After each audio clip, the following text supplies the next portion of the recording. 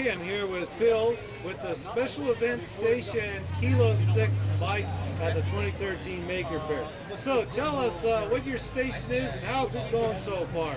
Our station is a Kenwood TS480 operating on 100 watts off a battery, and we're transmitting through our buddy pole. So with that setup, we've been talking to ham radio operators in Idaho, Washington, Colorado, and one guy camping at the Grand Canyon National Park operating on 40 watts from a solar charged battery. It's great. Okay, so but here's been a challenge of just the RFI. It just must, the noise floor must be huge, like way up there. Yeah, our noise floor is S9 because of all the radio interference from people with radio remotely controlled everything. Cliff Stahl was here with his radio-controlled forklift. Okay.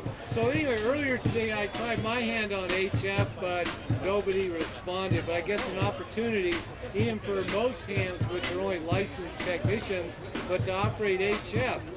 Yeah, we've had, the problem is the sun heats up the ionosphere, the band's changed. So this morning it was completely dead, and then about 11 o'clock, for some reason, it picked up tremendously, and we got a half a dozen contacts in about a half hour. Okay, so you've been doing this for some time here at the Maker Faire. So can I go over some of the challenges of what it is to set up your van and the antennas, the tent, water, power, etc., etc.? Yeah, the etc., etc. is the killer. I'm sure you can hear the drums going on in the background and people walking by. The challenge for us, for the most part, is we have a huge crowd of people that sometimes show up and flood us with people who want to talk about it, and we don't have enough people here to operate and talk. But we come in with everything in our van, we park the van, put up our sunshade, we have a Tar Heel antenna on the van, a buddy pole on the shade, and our UHF VHF antenna on the other side, all of which we raise by hand. Take everything out, set everything up, connect up the batteries to our two radios, and then we're ready to operate. Takes about an hour and a half the first day because we have more to set up, and then the next day we're set and ready to go in about 15 minutes. Okay, so I guess one of the things you ever have to remind people at ham radio, you're communicating around the world, independent of commercial networks and the internet and all that. Yeah, one of the advantages of living in the Bay Area is that people already understand when we have our big earthquake, they're not going to have a telephone anymore. They're not going to have landlines, they're not going to have cell phones, and they're not going to have internet. So people understand already that they need an alternate means of communication. So the question is whether they want to go into a technician license, UHF, VHF for local, or whether they want to get a general or extra license and get worldwide communication so that you can talk to people outside the Bay Area easily. Okay, so how about Maker Faire itself? Have you had an opportunity to take a look at the rest of it? Maker Faire is a ball. I can't recommend enough that everybody go to Maker Faire, whatever city it shows up in. We've had people here from Tucson. A guy came from Japan specifically for Maker Faire, and he signed in on our eyeball QSO. So Maker Faire is a tremendous amount of fun for all ages, and whatever your interests are, you'll find them here at Maker Faire. Can't recommend it enough. Okay, so now I end up looking at some of these hats, and I guess you were a missile man in the Air Force, and you're in one of those silos. Tell us, what was that all about? Yeah, when I was in the Air Force in the early 70s, I was a Minuteman missile combat crew member. So we sat underground waiting to go to war, and you know, we never did. Okay, so what was it like? I mean, you're one of those people that you can press the button and destroy the world. Yes, that's true. And yes, I could have.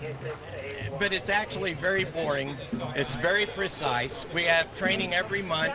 And when we get certified as combat ready, we have to pass the test 100%, and we're tested every month, and it has to be passed 100% by every crew. So basically, you take your training and test once a month, and then you go out on alert throughout the month and just sit there.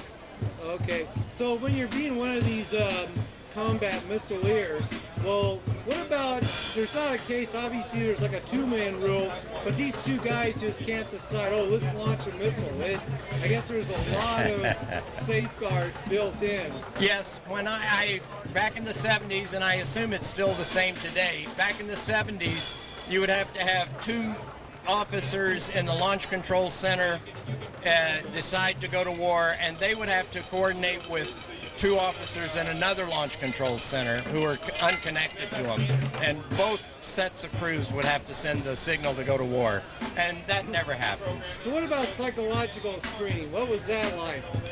Oh man, I had my first physical, I had a psychological screening. I went to see a psychiatrist, and he looked at my papers and he said, oh, I'll wait, let this guy. He looked at my papers and he said, oh, you're going to Minot, huh? And I said, yes, sir. And he said, did you ever see anybody go crazy?